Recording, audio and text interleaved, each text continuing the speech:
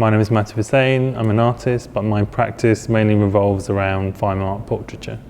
So I've been a practicing artist now for over 10 years. My work primarily was photographic based, portraiture, looking at the British Asian experience. I've made a body of work called You Get Me, which looks at Muslim men and their sense of masculinity, really talking about hybridity. Another series that I've worked on is about the women and looking at femininity and how they're positioning themselves within British society.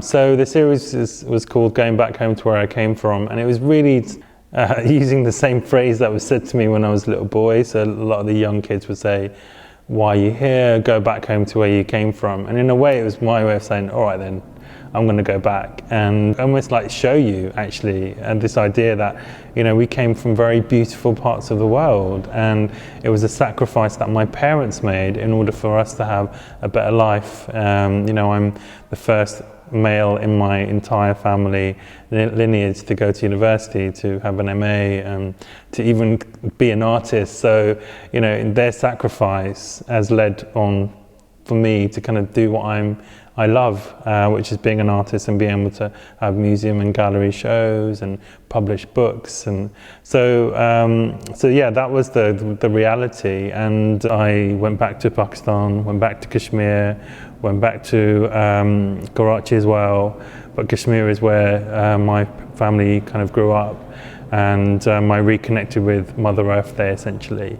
And it was going back to almost like my mother's memories. So when I was growing up, she'd always talk about how beautiful the landscape was, how rich and diverse it was, how green the forests were, and how kind of, yeah, beautiful the mountain region was, and the rivers and the lakes. And so I had all these images in my mind. So the idea was to kind of go back and pay homage to those stories that she told me when I was a young boy. And it really was trying to reconnect with Mother Earth. Like, what does it really mean to be in your motherland? And so when I was out there, even though my work, a lot of my work is quite political, but actually I just wanted to have fun. So when I was out there, it was all about just looking at light, color, textures, tones, abstract images. But also I had an opportunity to kind of reconnect with family that I haven't seen since I was a very little boy. So, you know, my great-great-grandma, my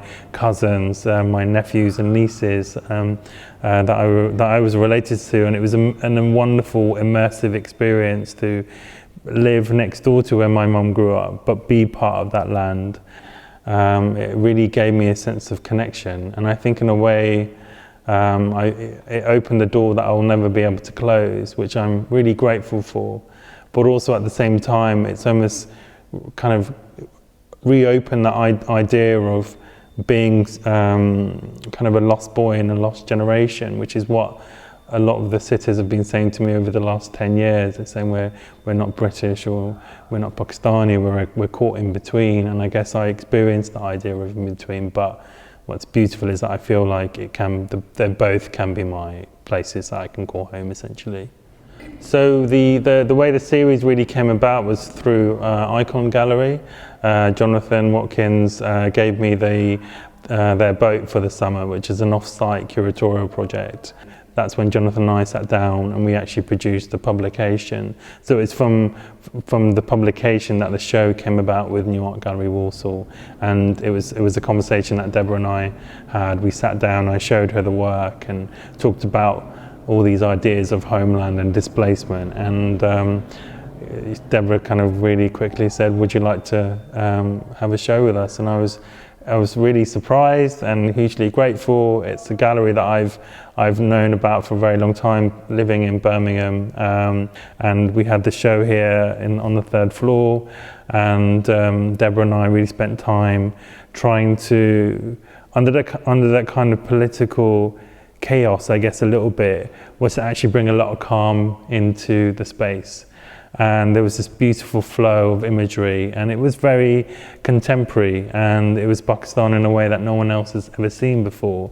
And we used a large wallpaper piece at the back, which was referencing the Mangla Dam, which was hugely significant for Pakistani Kashmiri community, because that particular dam displaced over 250 towns and villages. So the idea was, as the lifts open, the first main image you would be presented to is this kind of beautiful, it's a shrine essentially, but you can see that it's been decayed, that there's, that the buildings around it are crumbling through the debris, and but it was beautiful in the sense that the concrete floor of the gallery essentially reflected the water, so it felt very immersive.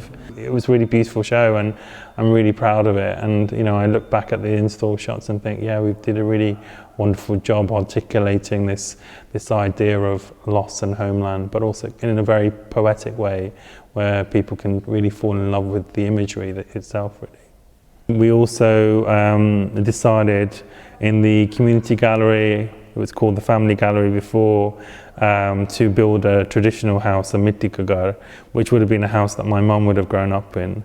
And the idea with that was to pay homage to our humble beginnings, to really talk about how beautiful these buildings are, and the idea was to really hope to kind of reconnect with storytelling while we were making this particular piece, this ephemeral piece. And so we connected with the local residents of Warsaw, and people mainly from Pakistan, and they came into the gallery and they helped recreate and build this traditional house.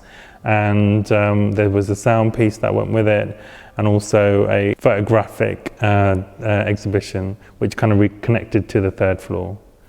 So yeah, following the show, New Art Gallery collected some of my pieces, which was hugely significant because of the legacy of the collection at New Art Gallery.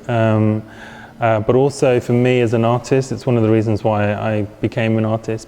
My previous life was an art historian. I worked in museum and galleries, and I always felt very invisible in these spaces. And for me, it's really important that the work gets collected to kind of continue the legacy and be part of the art historical canon. So when New Art Gallery also proposed to collect the work, it was a great moment for my practice, because it meant that this work would form part of the permanent collection.